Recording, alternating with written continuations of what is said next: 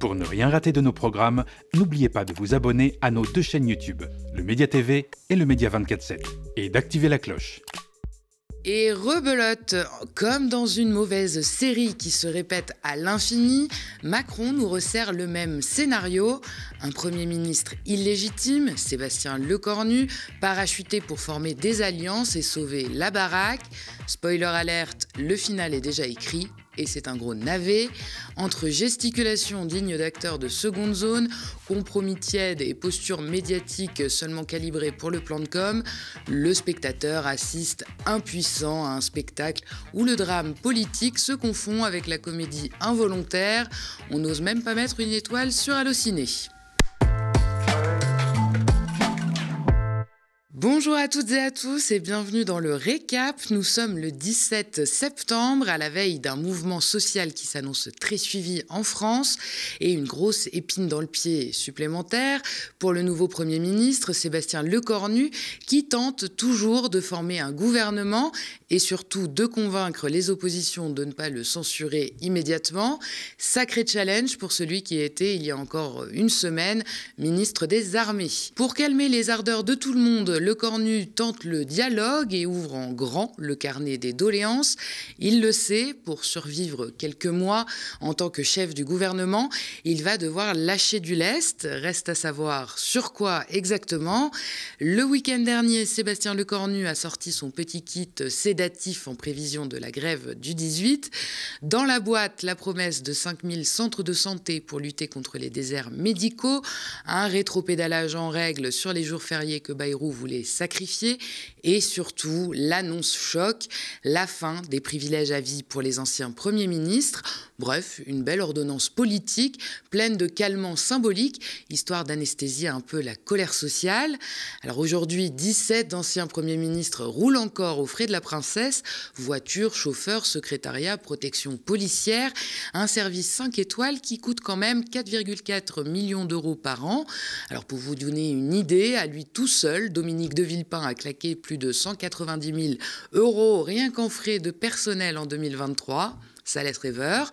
Mais attention, révolution à Matignon, à partir de 2026, ces privilèges ne seront plus à vie, mais pour une durée limitée. Chauffeurs, voitures et secrétaires particuliers deviendront donc temporaires et la protection policière ne sera plus offerte par défaut, mais seulement si une vraie menace existe. On l'a bien compris, ce coup de rabot symbolique ne vise pas tant à boucher les trous du budget qu'à se draper dans la posture de celui qui met fin aux privilèges.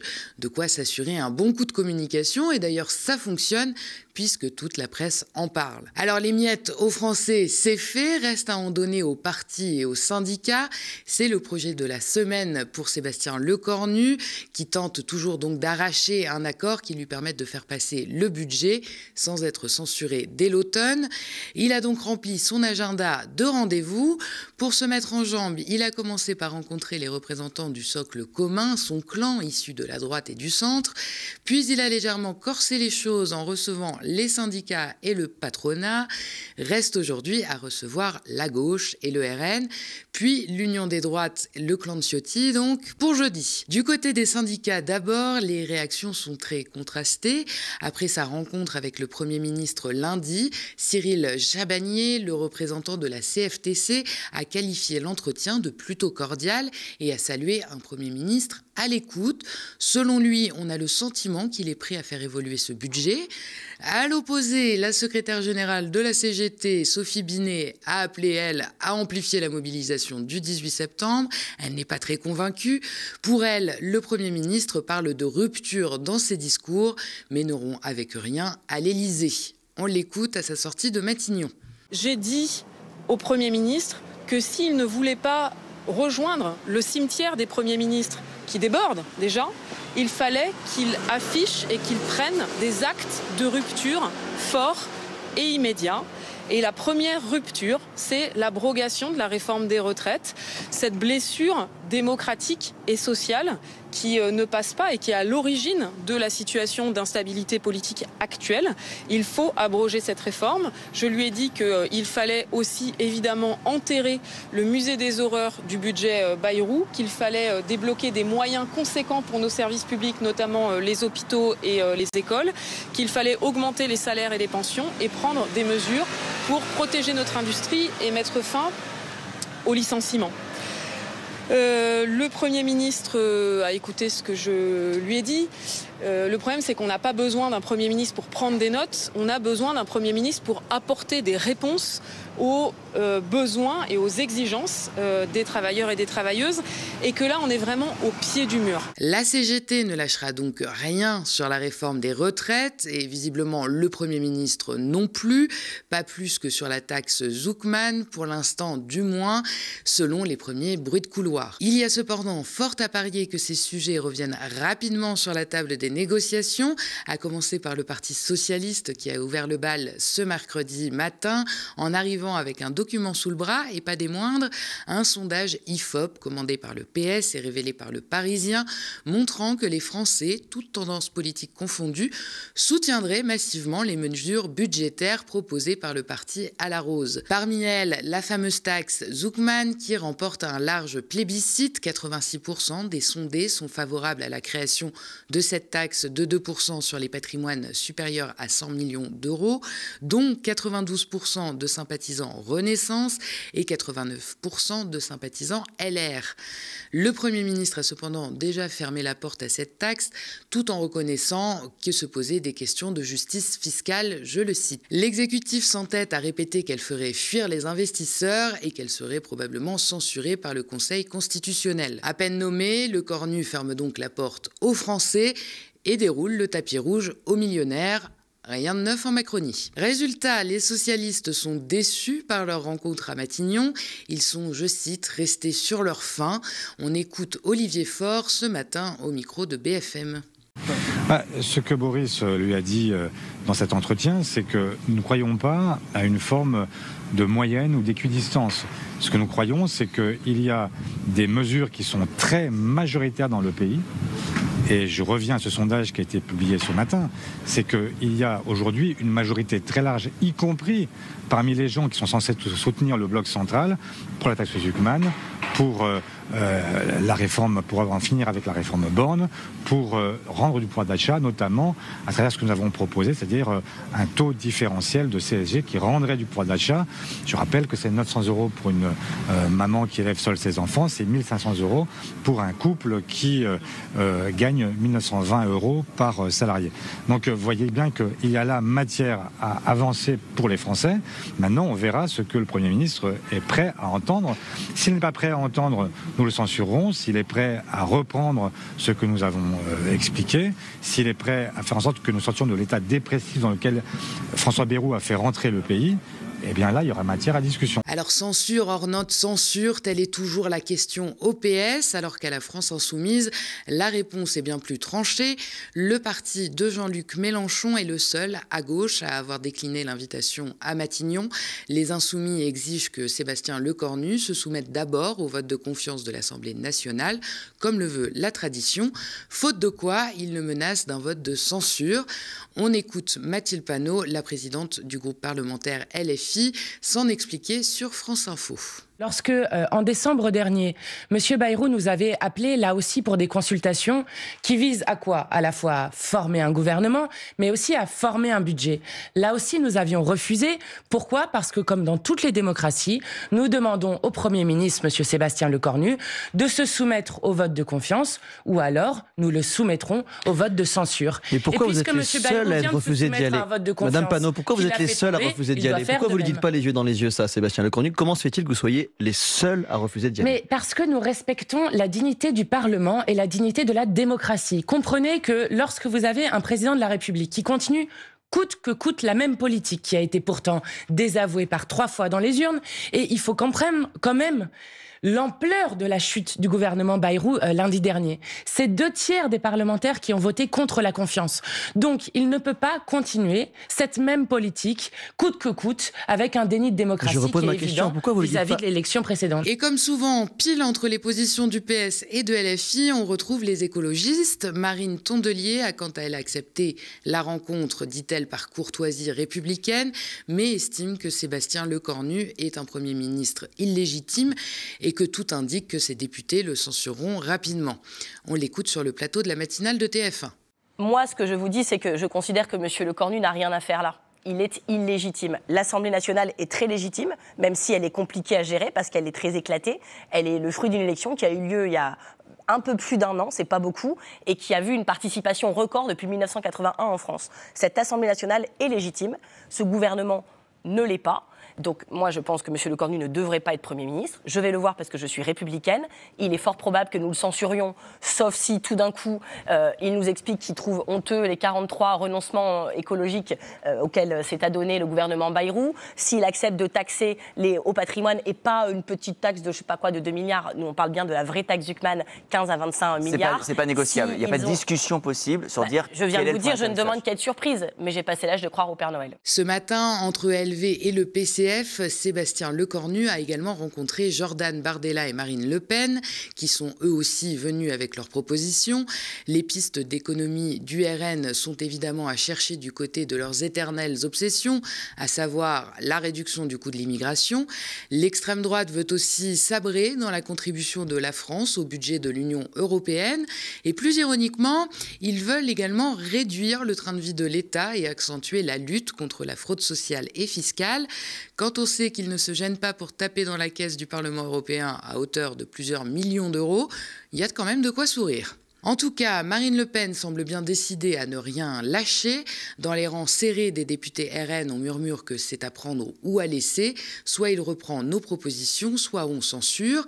Reste que si le Premier ministre leur donne des gages sur leur sujet phare, à savoir l'immigration, le parti à la flamme pourrait bien offrir une nouvelle fois une assurance vie à la Macronie.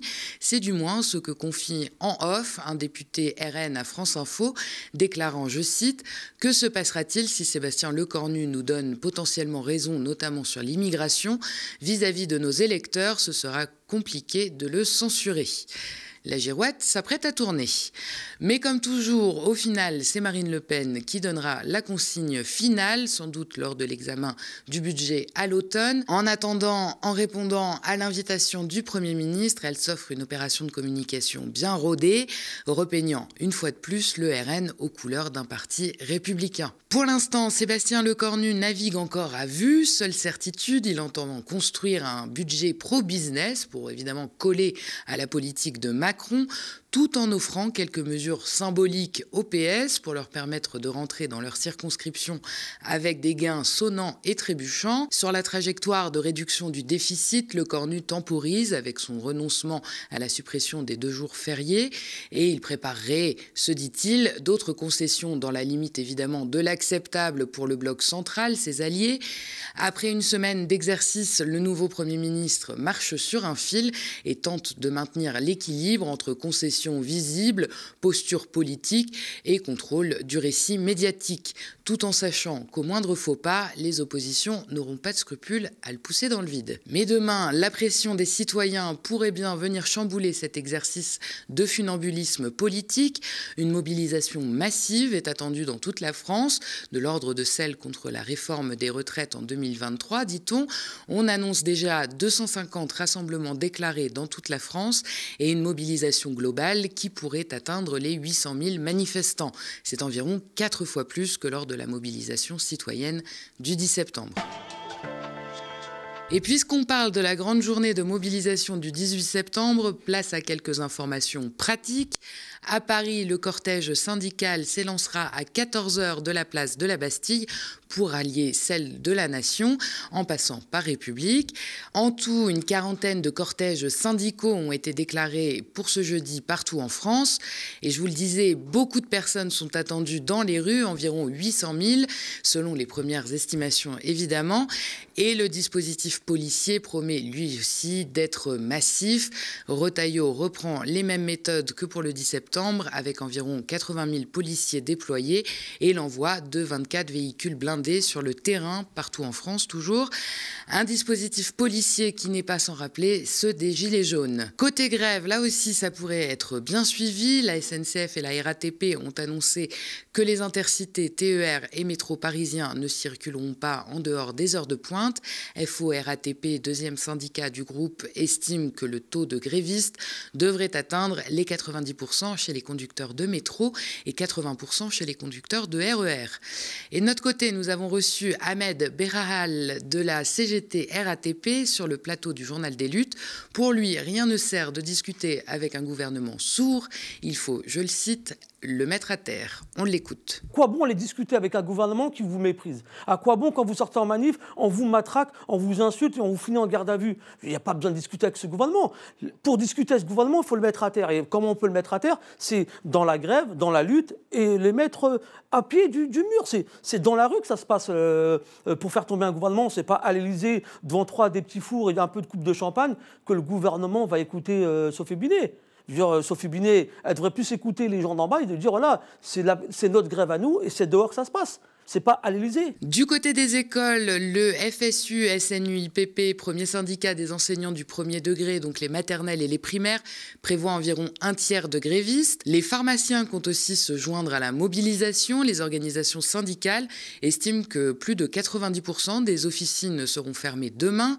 Et les pompiers doivent également faire grève, craignant eux aussi de pâtir des mesures d'austérité du budget 2026. En tout cas, soyez certains que le média sera sur le pied de guerre demain, sur le terrain, mais aussi en plateau à 19h pour un journal des luttes spécial, diffusé en direct et consacré à cette grande journée de mobilisation.